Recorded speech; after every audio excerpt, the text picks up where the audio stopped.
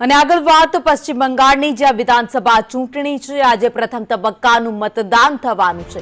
152 બેઠક માટે મતદાન થશે। 16 જિલ્લામાં 1476 ઉમેદવારો મેદાને છે, જ્યારે 3,60,00,000 મતદારો ઉમેદવારોનું ભાવિ છે તે નક્કી કરશે। સંવેદનશીલ વિસ્તારોમાં ચુસ્ત પોલીસ બંદોબસ્ત ગોઠવી દેવામાં આવ્યો છે। સાંજે 6 વાગ્યા સુધી મતદારો પોતાના મતાધિકારનો ઉપયોગ કરશે। જ્યારે બંગાળમાં ટીએમસી અને બીજેપી વચ્ચે આ વખતે મોટો જંગ ખેલાવાનો છે। તમિલનાડુમાં તમામ 234 બેઠક પર તમિલનાડુમાં ચૂંટણી થવાની છે।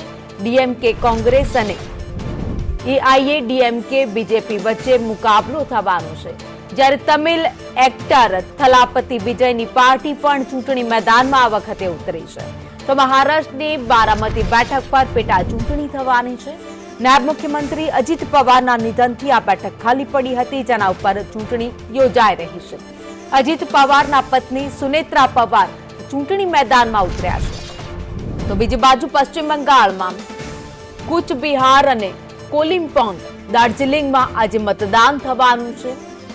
દક્ષિણી દિનાજપુર, માલદામાં પણ મતદાન થશે।